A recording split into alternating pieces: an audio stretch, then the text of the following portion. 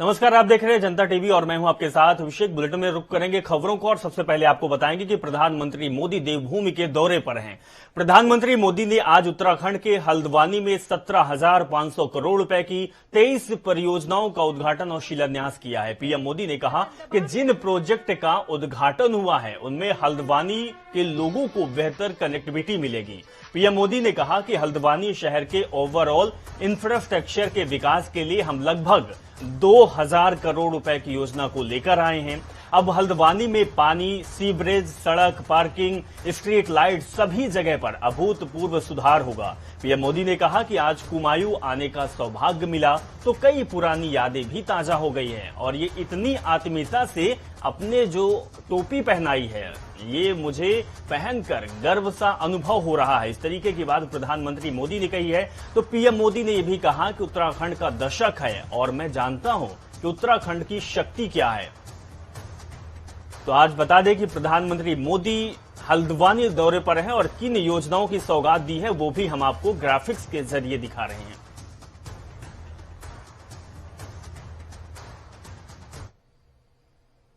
उत्तराखंड का दशक है तो ऐसे ही नहीं कह रहा हूं। ये जब मैं कह रहा हूं तो उसकी बहुत सारी वजह है।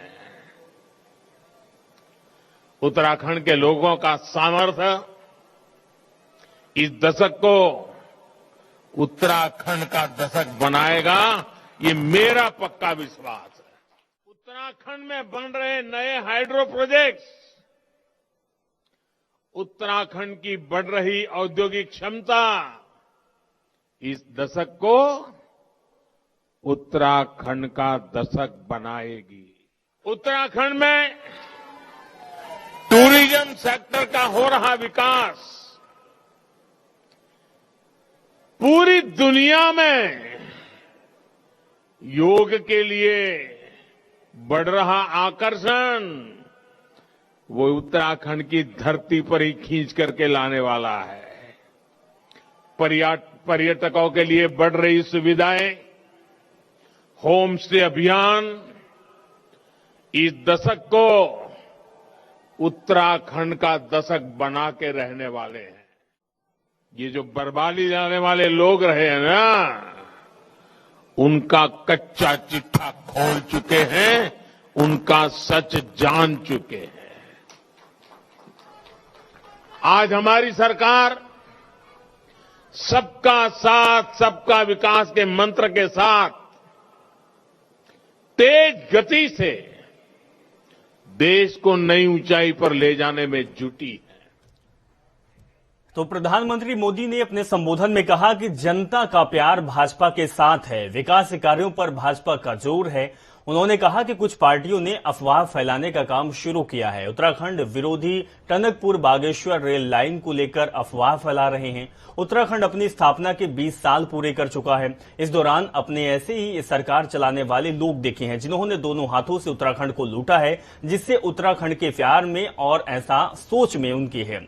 उत्तराखंड के विकास की भावना से हमारी सरकार काम कर रही, इस तरीके की बात प्रधानमंत्री मोदी ने कही है। साथ में यह भी कहा कि मैं खुद जी जान से लगा हुआ हूं।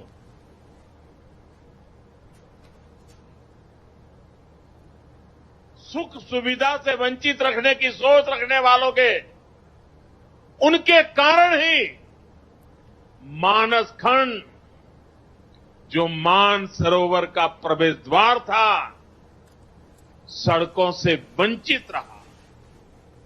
हमने न सिर्फ Tanakpur Pithoragarh all weather road पर काम किया बल्कि लीपू लेक तक की भी सड़क बनाई और इस पर आगे भी विस्तार कार्य चल रहा।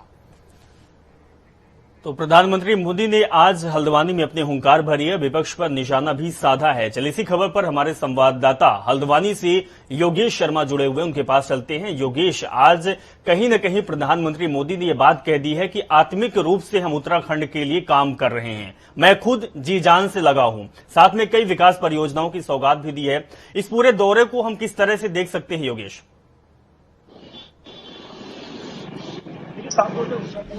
हल्द्वानी में आज प्रधानमंत्री नरेंद्र मोदी का दौरा बेहद अहम रहा क्योंकि उन्होंने कहीं ना कहीं 17,500 की करोड़ की योजनाओं का लोकार्पण और शिलान्यास किया। इसके अलावा नए साल पर हल्द्वानी वासियों को एक बड़ा तोहफा दिया।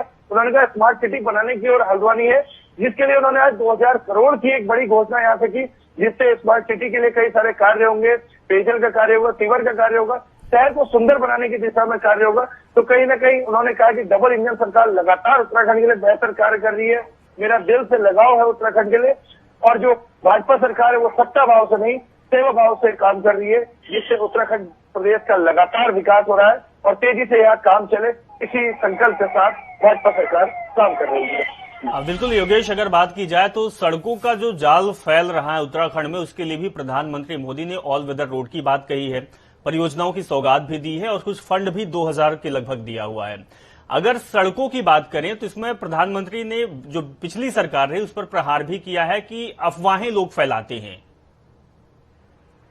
देखिए, कहीं ना कहीं आज प्रधानमंत्री नरेंद्र मोदी विपक्ष पर निशाना साधते हुए नजर आए। उन्होंने कहा पिछली जो सरकारें थी वो केवल अफवाहें फैलाने का काम करती थी, उनके समय में धरातल पर किसी तरह का कोई काम नहीं हुआ था।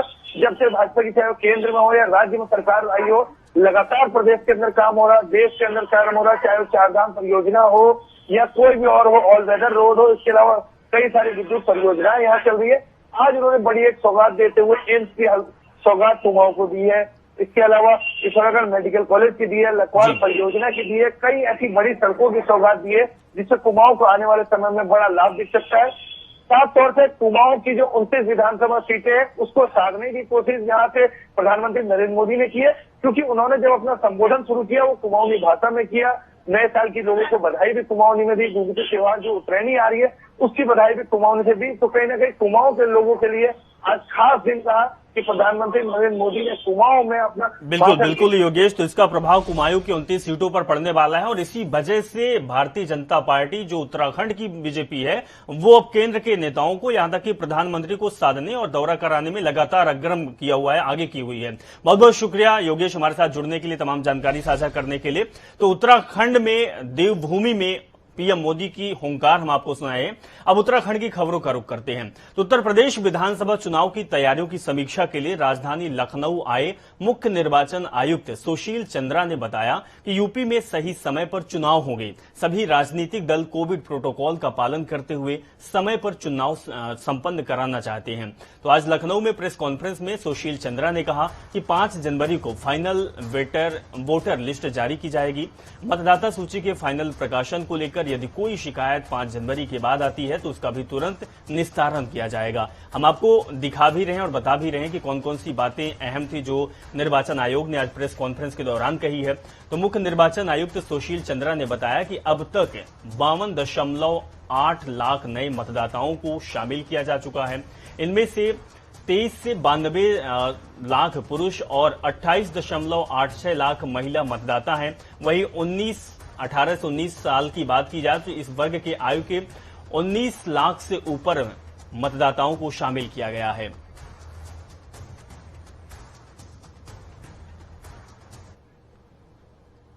उत्तर प्रदेश में राज्य में विधानसभा का कार्यकाल 14 मई 2022 को समाप्त हो रहा है।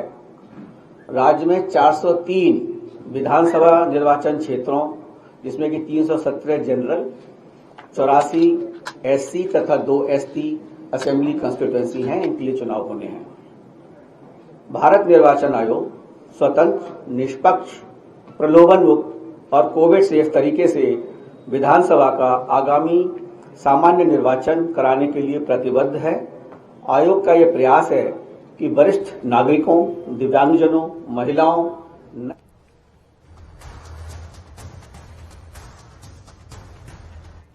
वहीं मुख्यमंत्री योगी आदित्यनाथ आज महाराजगंज दौरे पर रहे। इस दौरान सीएम ने जनपद में 437 करोड़ लागत की 77 विकास परियोजनाओं का लोकार्पण किया। वहीं जनसभा को संबोधित करते हुए सीएम योगी आदित्यनाथ ने विपक्ष को जमकर घेरा है। सीएम ने कहा कि पहले की सरकारों में गरीबों का पैसा लूटकर घरों में रख दिया जाता था, तब वही पैसा जेसीबी से निकालकर बाहर निकाला जा रहा है। ये उन्होंने बड़ी बात कही है। साथ में धारा 370 आतंकवाद की जड़ थी, हमने उसका भी समापन किया है। तो समाजवादी पार्टी की सरकार में युवाओं के लिए नौकरी का विज्ञापन निकलता था तो चाचा भतीजा झूला लेकर वसूली पर निकलते थे। ये बात भी सीएम योगी आदित्यनाथ ने कही, साथ ही अपनी सरकार के काम भी उन्होंने गिनाया। तो सीएम योगी आदित्यनाथ ने कहा कि कोरोना काल में हमारी सरकार ने फ्री राशन और दवाइयां दी। पहले की सरकार में गरीबों को आवास नहीं मिलता था, अब हमारी सरकार में आवास मिलता है। बीजेपी सरकार ने 4.5 साल में 43 लाख गरीबों को आवास योजना का लाभ दिया है। पिछली सरकारों के समय में जन्माष्टमी हो, रामनवमी हो, दीपावली हो, विजयादशमी हो, कोई पर्व और त्योहार आता था, दंगे शुरू हो जाते थे। लेकिन आज तो दंगे नहीं हो रहे हैं, आज तो खुशहाली है, शांति और सौहार्दपूर्ण माहौल में पर्व और त्योहार मनाए जा रहे हैं। हर व्यक्ति सुरक्षित है, हर बहन और बेटी भी अपने आप को सुरक्षित महसूस कर रही है। भाइयों बहनों, मैं आज सबसे यही कहने के लिए आया हूं। आज इस सुरक्षा का वातावरण देने का कार्य अगर किसी ने किया, भारतीय जनता पार्टी की सरकार ने किया है। अवैध कमाई से जिन्होंने संपत्ति अर्जित की है, या तो संपत्ति सरकार जब्त कर रही है या उस पर सरकार का बुलडोजर चल रहा है। प्रदेश सरकार के बुलडोजर को देखा है ना, और प्रदेश सरकार को बुलडोजर चलने से पीड़ा किसको होती है? समाजवादी पार्टी को, कांग्रेस को, बहुजन समाजवादी पार्टी को, क्योंकि यही तो इन माफिया और अपराधियों के सबसे बड़े सरपरस्त थे। चुनाव आ रहे हैं, सभी माफिया एक बार अपना ठोर ठिकाना इन पार्टियों में ढूंढते हुए दिखाई दे रहे हैं। आपको तय करना है, इन माफियाओं को भारतीय जनता पार्टी ही सही ढंग का रास्ता दिखा सकती है। एक तरफ भारतीय जनता पार्टी के नेतृत्व में राष्ट्रवाद, सुशासन और विकास के मुद्दे पर कार्य करने वाली भारतीय जनता पार्टी की सरकार, जिन्होंने समाज के प्रत्येक तबके को इस व्यवस्था के साथ जोड़ा। डबल इंजन की सरकार है तो राशन का डबल डोज भी मिल रहा होगा। राशन मिल रहा है, राशन की सुविधा, अरे कोई वापस थोड़े लेने वाला है, जब मिल रहा है तो मिलता ही रहेगा। इसी बीच एक बड़ी खबर आ रही है। राजधानी लखनऊ से बीजेपी मुख्यालय पर अमित शाह मीटिंग ले सकते हैं। संगठन का पदाधिकारियों के साथ अमित शाह बैठक करेंगे। बड़ी खबर आपको दिखा रहे हैं। लगातार उत्तर प्रदेश के दौरे पर अमित शाह चल रहे हैं और आज बीजेपी दफ्तर में भी अमित शाह संगठन के अधिकारियों पदाधिकारियों के साथ बैठक करेंगे। अमित शाह चुनाव अभियान कार्यक्रम की समीक्षा भी करेंगे। कार्यकर्ताओं से मुलाकात कर फीडबैक भी अमित शाह लेंगे। तो आज लखनऊ में रात्रि विश्राम भी अमित शाह करेंगे, ये भी जानकारी आ रही है। और कल अयोध्या संत कबीर नगर में जनसभा को संबोधित करेंगे। तो बड़ी खबर आपको दिखा रहे हैं। अमित शाह आज पार्टी मुख्यालय पर बीजेपी के नेताओं, संगठन के अधिकारियों के साथ बैठक करेंगे और चुनाव की समीक्षा बैठक में जो भी इनके सामने प्रस्ताव सामने आ रहे हैं उस पर भी विचार विमर्श करेंगे। अनूप कुमार सिंह हमारे संवाददाता जुड़े हुए हैं, उनके पास चलते हैं। अनूप कुमार सिंह, अगर बात की जाए तो अमित शाह लगातार दौरे पर दौरे कर रहे हैं और साथ में जो आज बैठक होनी है वो बेहद ही खास कह सकते हैं। देखिए, बिल्कुल सही कह रहे हैं कि जिस तरीके से अमित शाह का लगातार उत्तर प्रदेश दौरा है, आज मुरादाबाद और उन्नाव की जनसभाओं को संबोधित किया है और अभी 6 बजे के बाद भाजपा कार्यालय पहुंचने वाले हैं। उत्तर प्रदेश में सभी संगठन के जो पदाधिकारी हैं, चाहे सह प्रभारी हो या महामंत्री हो, सबको यहाँ पर बुलाया गया है और सबसे फीडबैक अलग अलग लेंगे। सुनील बंसल जो संगठन मंत्री, वो भी भाजपा कार्यालय पहुंच चुके हैं। तो यानी जो पदाधिकारी हैं उनका पहुंचने का दौर जारी हो चुका है और अल्पसंख्यक कल्याण के मंत्री मोहसिन रजा समेत तमाम जो लोग हैं उनको रिसीव करने के लिए अमौसी एयरपोर्ट के लिए रवाना हो चुके हैं। आज जिस तरीके से 2 जनसभाओं के बाद कल उनका अयोध्या और बरेली और संत कबीर नगर भी दौरा है, तो जनसभा संबोधित करेंगे।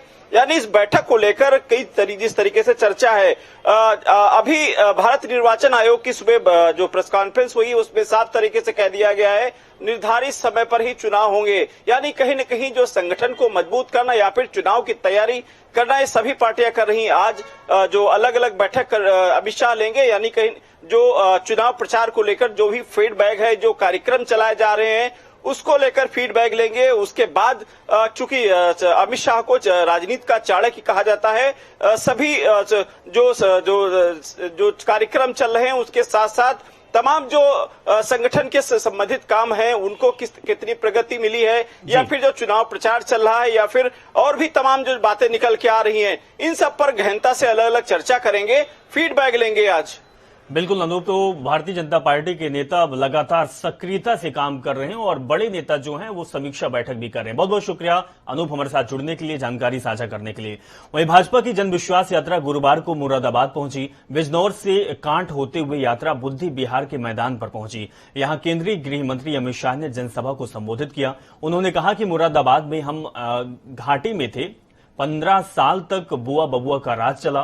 पीतल नगरी अपनी पहचान खो चुकी थी। हमने एक जनपद एक उत्पाद से जोड़कर पीतल नगरी को उसकी पहचान दिलाई। मैं 4 दिन से यूपी में जा रहा हूं। ये 9वां जनसभा है। हर जगह लोग दिखाई देते हैं तो लगता है कि हम फिर से आ रहे हैं, लेकिन 300 से कम नहीं होनी चाहिए सीटें। वहीं उन्होंने ये भी कहा कि अखिलेश के शासन में यूपी में 700 दंगे हुए थे। उन्होंने चौधरी चरण सिंह की धरती को लहूलुहान कर दिया था। शाह ने कहा कि अखिलेश बाबू को बताना चाहता हूं कि आप जितनी भी कोशिश कर लें, कुछ ही दिन में गगनचुंबी मंदिर बन जाएगा।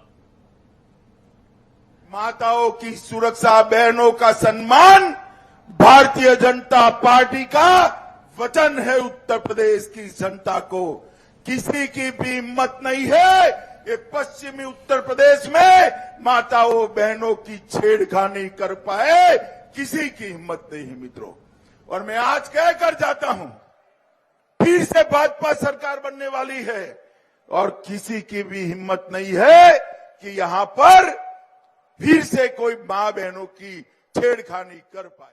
मित्रों, ये पश्चिमी उत्तर प्रदेश पूरा गन्ने का प्रदेश।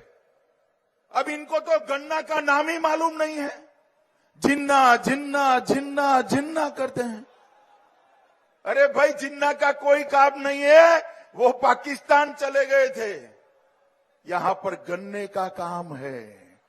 जब आप थे तब गन्ना किसानों को भुगतान नहीं होता था।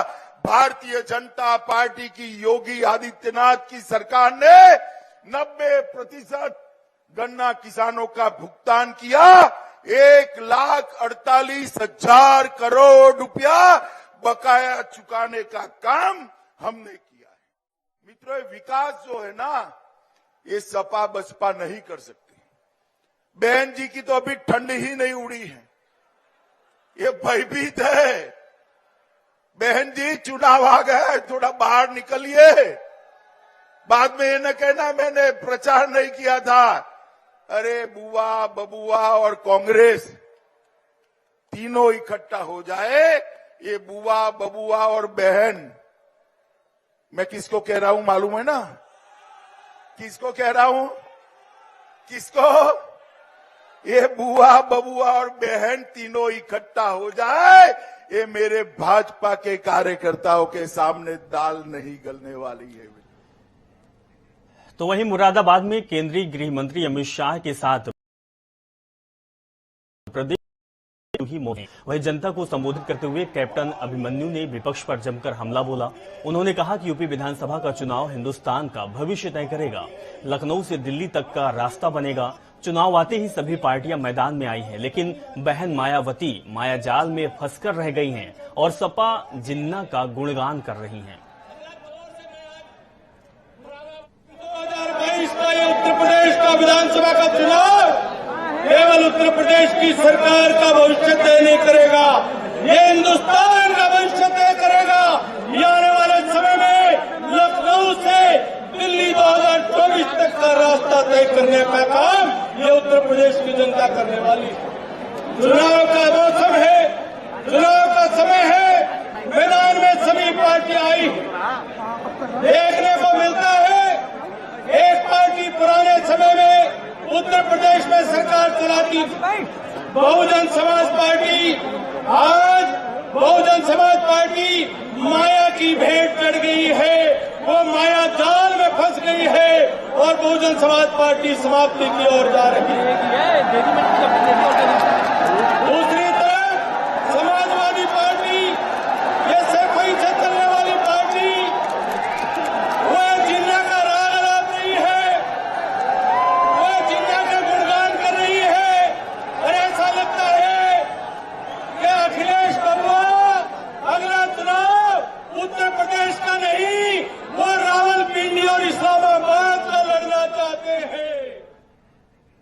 तो वहीं से पहले 2 दिवसीय दौरे पर आए मुख्यमंत्री ने 524 करोड़ 61 लाख रुपए की 224 विकास परियोजनाओं का शिलान्यास और लोकार्पण किया। इस मौके पर मुख्यमंत्री ने कहा कि विकास का कोई विकल्प नहीं होता है। 5 साल में बदलते गोरखपुर को सभी लोगों ने देखा है, ये नया गोरखपुर है। वहीं मुख्यमंत्री ने नगर निगम के मंच से रामगढ़ ताल स्थित महंत दिग्विजयनाथ पार्क के युवाओं में स्मार्टफोन, टैबलेट और वाटर स्पोर्ट्स कॉम्प्लेक्स के शुभारंभ की घोषणा भी की। उन्होंने कहा कि वाटर स्पोर्ट्स कॉम्प्लेक्स के जरिए गोरखपुर जल क्रीड़ा के क्षेत्र में विश्व स्तरीय केंद्र बनेगा। पाइपलाइन से शुद्ध पेयजल योजना की सौगात देते हुए कहा कि इससे दाऊदपुर, शिवपुर, सहबाजगंज, गोपालपुर आदि इलाके में 1 लाख की आबादी को शुद्ध पेयजल उपलब्ध होगा। आज मिलाकर के लगभग 1850 करोड़ रुपए की परियोजनाओं का एक नया उपहार मिला है। और इसमें सबसे जो अच्छी चीज है वो है आज गोरखपुर के युवाओं के लिए वाटर स्पोर्ट्स का एक कॉम्प्लेक्स का बनना। अभी हम लोग वहीं से आ रहे हैं और मैंने वहां देखा है कि कितना बेहतरीन तरीके से वहां पर गोरखपुर के युवाओं को वाटर स्पोर्ट्स में पारंगत होने, उसकी ट्रेनिंग लेने और रामगढ़ ताल न केवल परिवार के साथ घूमने बल्कि युवाओं के मनोरंजन और विभिन्न प्रकार की प्रशिक्षण का भी एक माध्यम मिलेगा। बहुत सुंदर और साफ सुथरा पानी रामगढ़ ताल का वर्तमान में है। आगामी चुनाव को लेकर राजनीतिक दल अपना वजूद बनाने के लिए बयानबाजी भी कर रहे हैं। आरोप प्रत्यारोप का दौर और सिलसिला लगातार चल रहा है। नेता अपनी पार्टी की उपलब्धि गिना रहे हैं तो दूसरी तरफ विपक्षी पर आरोप लगाने से भी कतरा नहीं रहे हैं। आरोप प्रत्यारोप का दौर लगातार राजनीति में चल रहा है। आपको बता दें कि बहुजन समाज पार्टी के महासचिव सतीश चंद्र मिश्रा की आयोजित एक जनसभा में काफी बड़ी संख्या में ब्राह्मणों को बुलाया गया था, लेकिन रैली खत्म होते ही ब्राह्मणों की टोली बसपा के महासचिव सतीश चंद्र मिश्रा के खिलाफ विद्रोह करते हुए जमकर अपनी भड़ास भी निकाली।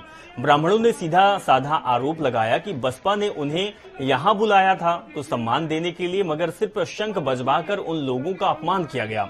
वहीं से पहले सतीश चंद्र मिश्रा बस्ती में जनसभा को संबोधित करते हुए बीजेपी और सपा पर जमकर हमला बोला और कहा कि बीजेपी और सपा ने नौकरियां खत्म कर दी हैं।